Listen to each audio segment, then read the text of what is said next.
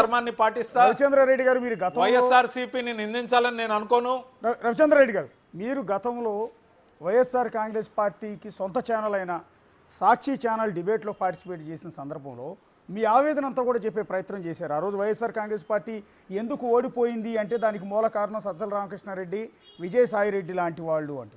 విజయసాయిరెడ్డిని అయితే మీరు ఏకంగా కోర్ట్ అని కామెంట్ చేశారు. సజ్జల రామకృష్ణారెడ్డిని ఉద్దేశించి ఒక అరాచకవాదిలాగా మీరు చెప్పారు. ఆ రోజు మీరు ఇచ్చిన స్టేట్మెంట్ నేపథ్యంలో ఆ తర్వాత నుంచి పార్టీ మిమ్మల్ని పక్కన పెట్టింది.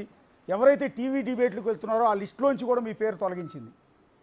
సో ఆ కారణంతో వాళ్ళ పార్టీ విడుతున్నారని అనుకోవాలా? సరే, ఆ కారణం అనేది నేను ఈరోజు పార్టీ విడడానికి పెద్ద విషయం కాదు. ఎందుకంటే అది జరిగిన తర్వాత ఆ రోజే నన్ను పార్టీలోంచి తీసేయమని చెప్పినప్పటికీ జగన్మోహన్ రెడ్డి గారు నన్ను వ్యక్తిగతంగా పిలిచి నన్ను ఆదరించారు. దాన్ని ఎప్పుడూ మనసులో పెట్టుకుంటా. ఆయన మీద నాకు గౌరవం ఉంటుంది. కానీ విస్తృతమైన ప్రాతిపదిక తీసుకుంటే ఆ రోజున నేను ఇంటర్నల్గా మాట్లాడాల్సిన మాటలు ఎమోషనల్గా బయట చెప్పా. అది నా తప్పైనప్పటికీ పెద్ద మనసుతో నన్ను దగ్గరకే తీశారు. కానీ పార్టీ విధానపరమైన నిర్ణయాలు ఉన్నాయి. ముఖ్యంగా విధానపరమైన నిర్ణయాల్లో మార్పు లేనిదే మన ప్రతిపక్ష పార్టీగా ఈ రోజునున్న వైఎస్ఆర్సీపీ అధికార పార్టీని విమర్శిస్తే తిరిగి ఆటోమేటిక్గా అధికారంలోకి రావాలనుకుంటే అది జరిగే పని కాదు.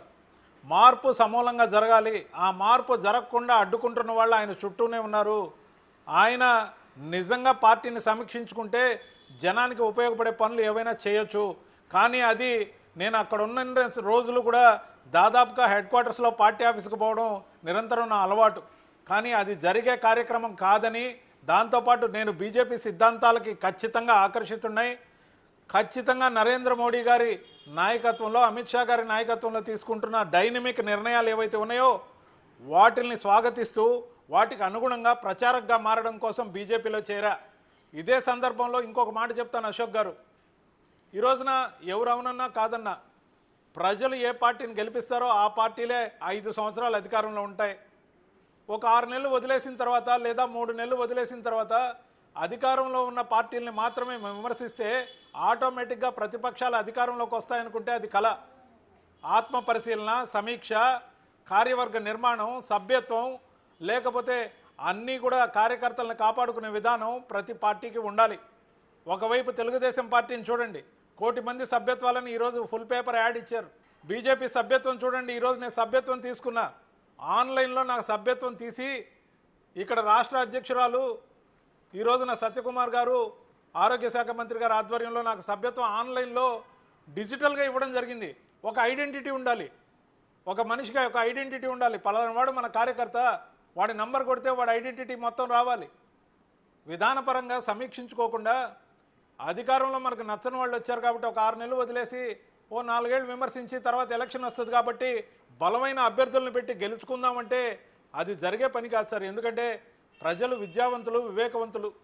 ఖచ్చితంగా కూడా ప్రజలకు మంచి జరగాలంటే ముందు ఇల్లు చక్కదిద్దాలి, తర్వాత ఇంట్లో బూజు దులపాలి, ఎవరైనా కోవర్ట్లు ఉంటే వాళ్ళని పక్కన పెట్టాలి, నిర్మాణం సక్రమంగా జరగాలి. ముఖ్యంగా రాష్ట్రానికి కానీ దేశానికి కానీ జరిగే మేలుని ప్రధానంగా పరిగణలోకి తీసుకోవాలి. సార్ బీజేపీ ఏం చేస్తుంది సార్? ఈ దేశంలో మేలు చేయాలంటే విమర్శలు ఎన్ని ఎదురైనా మేలు జరిగే కార్యక్రమాని కోసం ఖచ్చితంగా ముందుకే వెళ్తుంది. అంటే వైఎస్ఆర్ కాంగ్రెస్ పార్టీలో రవిచంద్రారెడ్డి గారు మీరు ఆరోపించిన వైఎస్ఆర్ కాంగ్రెస్ పార్టీలో ఉన్న దులపాల్సిన ఆ బూజు, వదిలించాల్సిన ఆ కోవర్టులు ఎవరు నిర్మోహమాటంగా చెప్పలేరా? నేను ఎందుకు చెప్పాలి సార్? నేను పార్టీ వదిలొచ్చాను, పార్టీలో ఉన్న రోజులు చెప్తూ వచ్చాను. పార్టీలో అనేక వేదికల మీద బహిరంగంగా చెప్పి నా మెడకి ఉచ్చుపడుతుందని తెలిసినా చెప్పాను, తెగించి చెప్పాను. పార్టీలో నా భవిష్యత్తు ఏమవుద్ది అనుకున్న రోజు కూడా భయం లేకుండా చెప్పాను. ఇది నా స్వయం నిర్ణయం.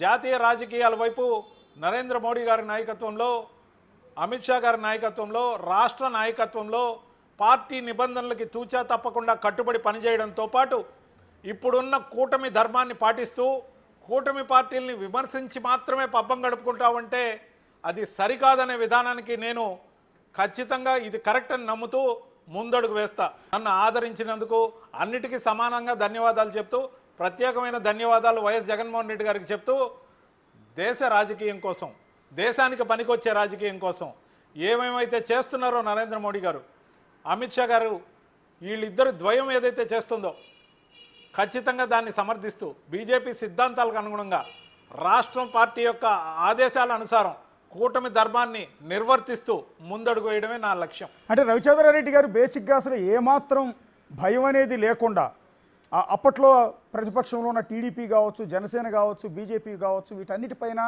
వాళ్ళ విధానాలను తప్పుపడుతూ నిర్మోహమాటంగా బహిరంగ వేదికల మీద ఎన్నిసార్లు మీరు మాట్లాడారో మాకు తెలుసు. కానీ ఇప్పుడు ఆ పార్టీకి రిజైన్ చేసి బయటకు వచ్చిన తర్వాత ఆనాటి రవిచంద్రారెడ్డి కనిపించట్లేదు. ఆనాటి ధైర్యం ఇప్పుడు రవిచంద్రారెడ్డి మాటల్లో కనిపించట్లేదు. ఆయన గొంతులో ఒక వణుకు, ఎందుకు వచ్చి బయటకు వచ్చిన తర్వాత ఏమైనా కామెంట్ చేస్తే నన్ను ఇబ్బంది పెడతారేమో అన్న భయం కనిపిస్తోంది. సార్ ఒక మాట నేను చెప్తా, ప్రత్యర్థిగా భావించే వాళ్ళని ఎవరైనా విమర్శించాలి. వద్దని వదిలి వచ్చిన పార్టీని విమర్శిస్తే ఏం న్యాయం చెప్పండి? విధానాలు నచ్చలేదు, ఎక్కడో నాకు అనిపించింది ఇది కరెక్ట్ కాదు. ముఖ్యంగా వక్ఫ్ బోర్డు బిల్లు విషయంలో నేను చెప్పింది ఎంతవరకు సహాయకమో మీరే బేరీజ్ వేసుకోండి. మొన్నటికి మొన్న ఇప్పుడు వరకు ఈ దేశంలో మొన్న కర్ణాటకలో, ఈ మధ్య ఢిల్లీలో, మొన్నటి రోజున హైదరాబాద్లో, అంతకుముందు కేరళలో ఎన్నో హిందూ దేవాలయాలతో పాటు అనేక ప్రార్థనా స్థలాలతో పాటు ముఖ్యంగా రైతుల పొలాలతో పాటు సార్ ఇది ఎక్కడ న్యాయం సార్? ఈ దేశం మత ప్రాతిపదికన విభజన జరిగింది 1947. కానీ 1951లో చేసిన చట్టం ఏదైతే ఉందో ఈ దేశంలో ఎక్కడ కాలు పెడితే అదంతా వక్ఫ్ భూమి అంటే ఆ వక్ఫ్ భూమి గురించి సుప్రీంకోర్టు కూడా నిర్ణయం తీసుకోకూడదంటే వాటికి అమెండ్మెంట్స్ తేవాలని కేంద్ర ప్రభుత్వం నిర్దేశిస్తే దానికి మార్పులు చేయడానికి ప్రతి పార్టీ ఓపెన్ మైండ్తో సహకరించాలి. లేదంటే దాన్ని ఖచ్చితంగా కూడా ఆ పార్టీలు సమీక్షించుకునే విధంగా మనలాంటి వాళ్ళం మాట్లాడాలి సార్. లేకపోతే రైతులు నష్టపోతారు, అనేక గొడవలకి కారణం కావచ్చు. నేను అడుగుతున్నా, ఈ రోజున వక్ఫ్ బోర్డు బిల్లుకి ఎందుకు సమర్థించలేదు? సహేతుకమైన కారణం చెప్పాలి. ఈ రోజున ఎవరైతే సమర్థించరో అది వైఎస్ఆర్సీపీ కావచ్చు, మరి ఎవరైనా కావచ్చు, వక్ఫ్ బోర్డు బిల్లుని సమర్థించిన వాళ్ళు, అమెండ్మెంట్ని సమర్థించిన వాళ్ళు, ముఖ్యంగా మత ప్రాతిపదికన ఓట్లు వేయించుకుందామనే కదా. ఎందుకు మీకు ఆ ఓట్ బ్యాంక్ రాజకీయం? నేను అడుగుతున్నా, కూటమి తరపున పోటీ చేశారు నంద్యాల నుంచి ఫరూక్ గారు, ఒక ముస్లిం అభ్యర్థి, బీజేపీతో పొత్తులో ఉన్నప్పుడు ఆయన గెలిచారు, మంత్రిగా ఉన్నారు. మరి మతపరంగా ఈ దేశం కానీ రాష్ట్రం కానీ ప్రజలు కానీ లేరు సార్. మన రాజకీయ పార్టీల మైండ్ సెట్ మారాలంటున్నాను నేను. ముఖ్యంగా కార్యకర్తలను గౌరవించుకోవాలి, కార్యకర్తల్ని నష్టపోకుండా కాపాడుకోవాలి. ముఖ్యంగా ప్రతి ఒక్కరి విషయంలో మీరు అన్నారు ఇందాక, మీకు ధైర్యం లేదా? ఆ రోజు రవిచంద్రారెడ్డి ఎడిపోయాడని. సార్ ఈ రోజు వరకు చెప్తున్నా, నా మీద ఈరోజు ఒక్క కేసు లేదు. కేసులు ఉండే వాళ్ళు బెంబేలెత్తి ఆ పార్టీ ఈ పార్టీ చూసుండొచ్చు. నేను ఒక్క రూపాయి అవినీతి చేయలేదు, నా మీద ఒక్క కేసు లేదు. కానీ నేను ఈరోజు పార్టీ మారడానికి కారణం ఏంటి? నిర్ణయాల లోపం, నచ్చని కొన్ని విధానాలు, ఇక్కడ నచ్చిన విధానాలు నేను బీజేపీలోకి అడుగుపెట్టడానికి ప్రధానమైన కారణాలు. నేను ఎక్కడున్నా ఎలా పనిచేస్తానో మీకు తెలుసు. వ్యక్తిగతంగా కూడా మీరు నాకు మిత్రుడే అశోక్ గారు. నా పనితీరు, పని రాక్షసుల్లాగా పనిచేసే విధానం పార్టీకి కలిసి వచ్చే అంశం. నేను ఎంత ప్రధానమైన గొంతుగా వైఎస్ఆర్సీపీ కోసం నిలబడ్డానో మీకు తెలుసు. కేవలం కులం ప్రాతిపదికలో నాకు ఎమ్మెల్సీ ఇవ్వకుండా మా నియోజకవర్గం సార్, మా నియోజకవర్గం 50 సంవత్సరాల నుంచి ఎస్సీగా రిజర్వ్డ్. గూడూరు నియోజకవర్గం, నెల్లూరు జిల్లా. నేను ఎస్సీలని గౌరవిస్తా. మతం మార్చుకునే అవకాశం ఉంటే నేను ఎస్సీ అవుతానని అనేక ఛానల్స్లో చెప్పడం కూడా జరిగింది. కానీ నాకు కులం ప్రాతిపదిక కాదు.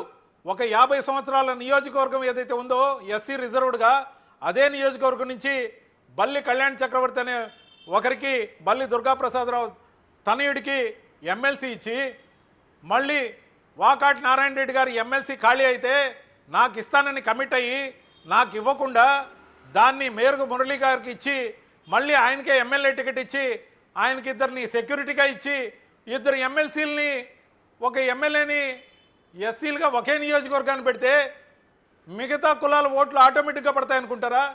ఇది ఎక్కడ తెలివి సార్? అంటే నేను వైఎస్ఆర్సీపీలోకి వచ్చినప్పుడు మేము కులం చూడం, మతం చూడం, ప్రాంతం చూడం, పార్టీ చూడం, వర్గాలు చూడం అని చెప్పి 2024 ఎలక్షన్కి వచ్చేసరికి వైఎస్ఆర్సీపీ తీసుకున్న విధానం, నా ఎస్సీలు, నా బీసీలు, నా మైనారిటీలోని ఊదర కొడితే అలాంటి స్పీచ్ రాసినందుకు ఏమనాలి? అలాంటి స్పీచ్ని యథావిధిగా మా నాయకుడైన, అప్పటి నాయకుడైన వైఎస్ జగన్మోహన్ రెడ్డి గారితో మాట్లాడించి ఆయన ఓడించిన దానికి బాధ్యత ఎవరు తీసుకుంటారు? ఒక నాయకుడు ఓడిపోతే ఆయన నమ్ముకున్న వాళ్ళందరూ ఓడిపోతారు అశోక్ గారు. ఒక ఇంటి పెద్ద ఓడిపోతే ఒక ఇల్లు దివాలా తీస్తుంది అశోక్ గారు. కొన్ని జీవితాలు నాశనం అయిపోతాయి, జనాలకు కూడా అంత ఇంత నష్టం జరుగుతుంది ఆయన నమ్ముకున్న వాళ్ళకి. కానీ ఇలాంటి పనికిమాలిన స్పీచ్లు రాసి వర్గీకరించి కులం మతం ప్రాంతం పార్టీలు చూడమని చెప్పి వచ్చిన అధికారంలోకి వచ్చిన ఆ పార్టీ లాస్ట్కి కులం మతం ప్రాంతం చూస్తూ ఎందుకు స్టిక్ అయింది? ఎక్కడుంది ఆత్మపరిశీలన? ఆలోచించండి.